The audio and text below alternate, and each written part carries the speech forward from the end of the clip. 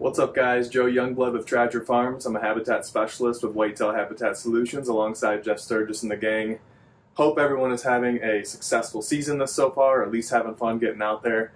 It's going to be a long season. Remember, it is a marathon, not a sprint. So if you're getting anxious, it's okay. You got plenty of time, plenty of cold fronts coming in. We got the rut, all sorts of good stuff. So easy does it. Today I wanted to talk about does. Wanted to talk about one, kind of does and ratios and things like that, and also besides doe management, when to take does. This was actually a topic brought up by a client, Alex. I appreciate it, and a couple other of you have mentioned topics that you'd like to go over. Just because we're in the season, I can't be walking around the farm too much, right? We're doing our own hunting, and so there's only so much I can show in the field. So I hope to sprinkle in some, whiteboard videos, maybe a little more vlogging and stuff, and then my hunts as well, at least to the best of my ability. Can't always fit in a tripod or a camera arm, but have some unique ways of doing so, like a bow mount, for example. I do have a fun hunt from opening day that I'll bring to you guys. Just got to finish up editing that, and I think you'll enjoy it. So anyway, I appreciate the feedback and the ideas, and I'm going to definitely get to these. I know it's been a few weeks, but I'll start kind of sprinkling them throughout the season, and then typically December, even during the season as it's kind of winding down, I will get back in the field, start working on bedding and other projects, and bring you guys those right away. So really only a 2 to 3 month kind of gap in that, but it is what it is. Like I said, if you're new to the channel, welcome. We go over everything from Whitetail Habitat Solutions, our strategies and tactics, and how I implement them on my farm, and then bringing you guys the results, showing you that those changes and how they've affected my hunting, which is fun. So feel free to subscribe and follow along if you'd like. But again, today on doe management. So ignore this side of the whiteboard over here. This is actually probably going to be the next video. I'll just run through some things that I have planned in my list. I did not want to erase it all, so it's going to be there for this video. So we're going to focus over on this side. I'll just make a couple notes for us. But again, the first thing I want to talk about is doe management. And before we can decide on when we're taking does and how many and all that good stuff, we want to think more management plan-esque. How many does do we need to take? Do we even need to take does? I'll tell you on the hunt that I'm going to be posting in a little bit, I didn't see a single doe. I really didn't. I saw 8 to 9 different bucks. It was a fun sit, some fighting, some cool stuff, but not a single doe. And I think there's different reasons behind that, right? We really don't like a lot of agriculture as far as like ag land and just leaving things in beans all year and taking up large portions of our property. Now, many of you guys, you have different situations, right? You need income for this, or maybe it's a joint piece of property and the other owner wants something specific. We totally get it. That's why when we come visit you guys as clients, everything is custom, right? It's specific to you. Everyone's in a different situation, and that's perfectly fine. We give you the best plan that we can when we get to your property and learn your situation. But in those instances, there are some negatives, and that's why we, more often than not, are going to recommend that we're doing away with that ag land and we're giving you guys an all-around strategy and maximizing your acreage, right? So with that being said, I've been fortunate enough to, over the years, create this piece of land that, is more and more bedding to coincide with our food plots and a grand strategy, but it's not just a large ag field where does, right? We know that does like to hug up to those food sources. They want to be in and out. You're going to see them time and time again. It's just Mother Nature. Think about it. They have fawns. They want to be close to food. Get them there. They want to be protected, but they don't want to travel miles and miles all the time to do that. So it makes sense, right? So with my property, I know that since I've eliminated that and there's ag fields surrounding in many areas, that the does have really sucked into a lot of those areas kind of off my borders, and that leaves other space for deer, other bucks, and mature bucks to kind of fill those gaps, have their own space and a relief from social pressure, things like that. So I hope that kind of idea and situation makes sense and why that's happened. Now, is that going to be every sit? Absolutely not. I'm going to see doe. I just thought it was interesting and you would get a kick out of that situation. Some of you could be completely different, and I definitely hunt other properties where that is the case. Maybe it's a farmer that I have permission from and it's a large bean field and just 20 acres of woods off to the side, okay? So when it comes to a ratio, this is a big question that we get often on client properties. And one of the ways Jeff likes to describe it, I think it fits very well, sometimes maybe more or less in some situations, but a good broad ratio, which is the amount of doe on average that you see in a sit. Let's say you're out on an evening hunt, you're sitting on a food plot, you have 10 doe come out. It's about the same amount of core bucks we should have running around the farm. Bucks that we see pretty consistently that are living in and around the property. So if I see 10 doe on an average sit and I got 80 acres, I should have 10 or so core bucks running around. And of course this can vary by property size, but it's kind of a good rule of thumb, if you will. So again, 10 doe coming out each night. I should have in essence 10 bucks, different core bucks running in and around my property. All right, so in this instance, let's say I'm hunting a property and I am really seeing, I'm buying an ag field and I'm seeing 15 doe come out into the bean field. They're just sitting there. It's every night, it's an hour before light. They come out, there's a couple fawns. It's just very consistent. But on my trail cams and in my history with the property, I'm only seeing 5 bucks. Okay? So with that being said, I know that we're definitely holding more doe on the property, and it's taking away from the room that the bucks can have, again, to not have that social pressure, to kind of be on their own, right? When we find beds, guys, in the woods, what's one thing we typically notice with the beds? One is that it's either 2, 3, possibly, mama, fawn or 2, kind of briefly next to each other a little bit, or more often than not, it's one large bed that we find. Maybe there's a couple rubs, maybe it's a little staging area, and that one singular bed is a buck bed. And that's typically because they're not always sleeping in the same house, I guess we could call it. So that kind of just goes to add to that space that they want to have on their own. So if I know I have a property like this, I'm seeing tons of doe come out, but really around the property there's not as many core bucks, and I'm really not including non-core bucks, guys. What I mean by that is I had, as an example, a shooter buck. I got my board over there with my pictures on it, which is kind of fun each year of the different bucks that I'm following. And one came one day after Christmas, like 2020. Yeah. That's a non-core buck. He was filtering through, got him on trail cam, only time I've seen him, or maybe it's very sporadic. So I'm not really including those bucks, if you will. So in this case, I know that we are very out of whack. Now, if we see 7 doe, and we have around 7 core bucks, and I got 40 acres or something like that, I know I'm pretty even Steven. I know that I have a pretty good ratio, seeing both. More sits will be maybe a couple more doe, other sits might be a couple more bucks, but we're not doing too bad. And then in instances, maybe, you're seeing, whatever, 11 doe and you got 13 bucks running around, that you really don't need to shoot that many doe.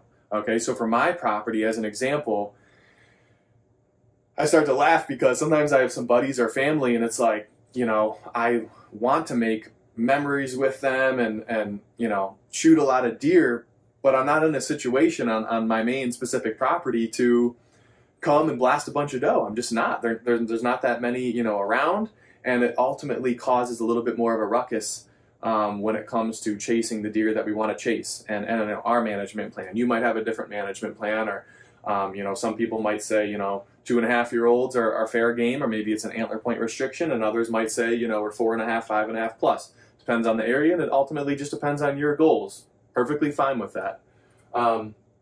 But ratio-wise, then in that instance, it's not necessary to go and grab your 10 Michigan doe tags and start blasting away to eliminate does. So I hope this kind of gives you a little good example on, figuring out how many or when you need to, if at all, take does off your property.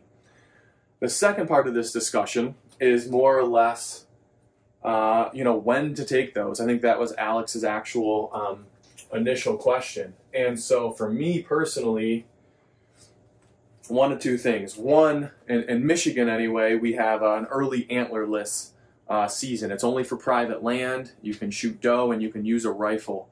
In that instance, I want to say this year even, it was 2 weeks before archery opening day.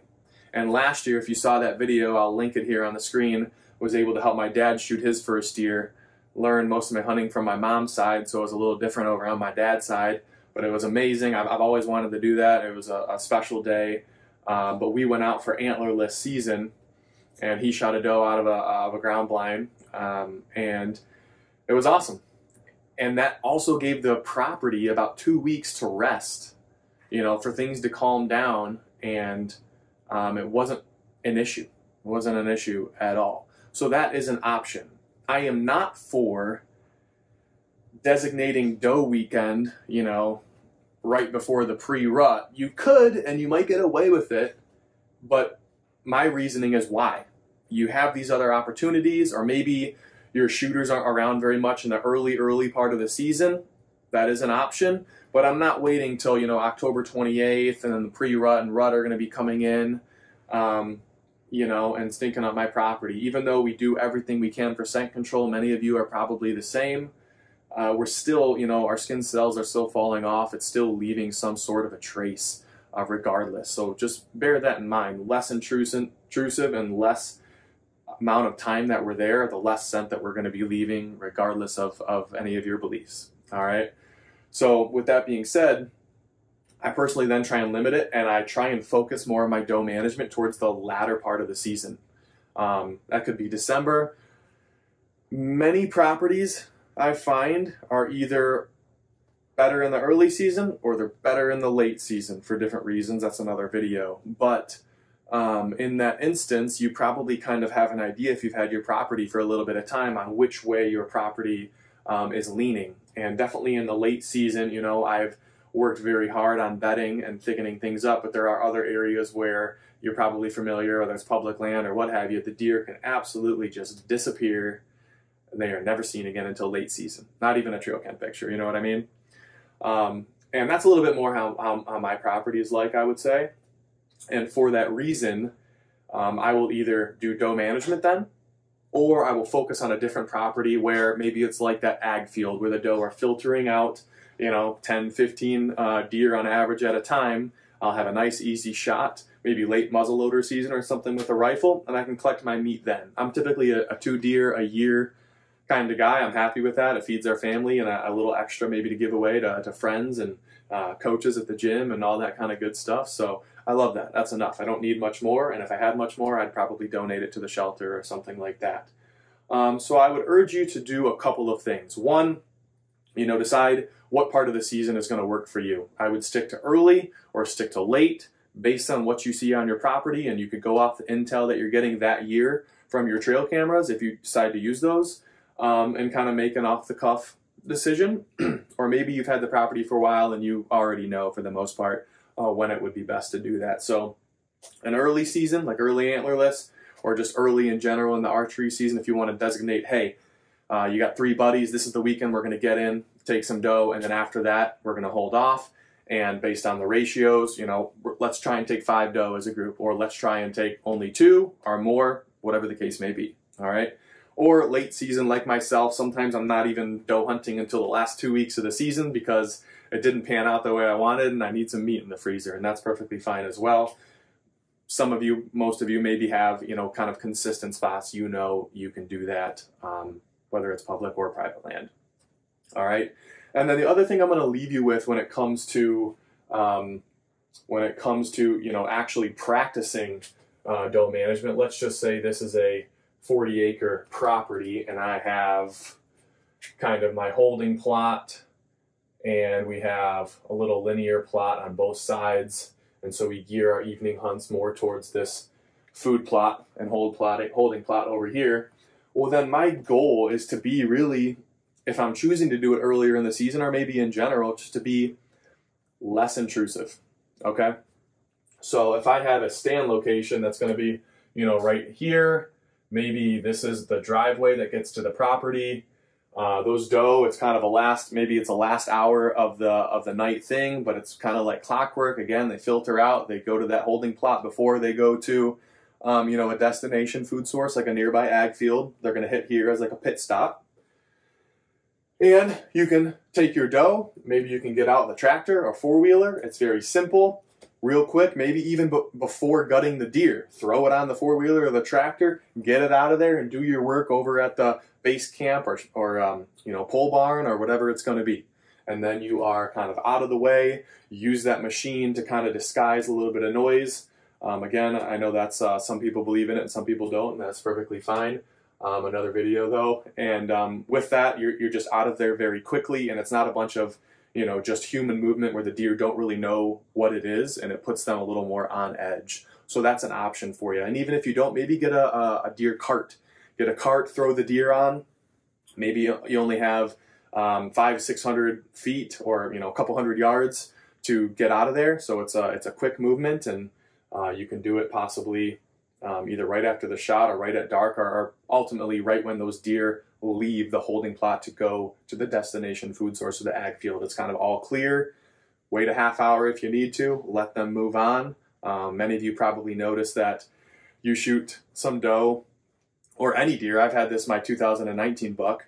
I shot that buck, and then the doe just moseyed on. If I had a person with me, I probably would have shot the doe too, just so I would have been done with my 2 deer. But even after the shot, the deer was still 70 yards right in front of me broadside.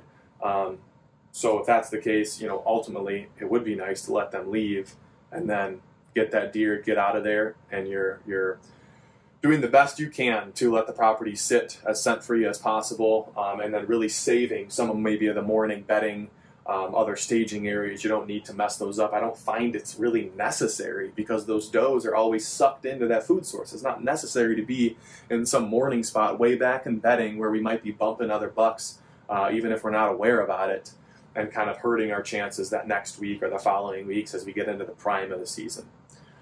So I hope that helps. I hope both topics kind of make sense. Feel free to leave them any questions in the comments below. If you have anything to add you want to talk about, leave it in the comments below, and we can go over stuff. And then I think our next video, I'll start kind of going over my list and exactly what I'm going to be planning for next year. Just ultimately, I love to bring you guys exactly what I'm doing. You know, I'm very off the cuff. I don't have a script for these videos. I show you what I'm doing. I show you how it's working, and if I'm in the field, maybe how what it looks like, how I'm going about it. So I hope that helps. Thanks for watching, and I'll see you guys next time.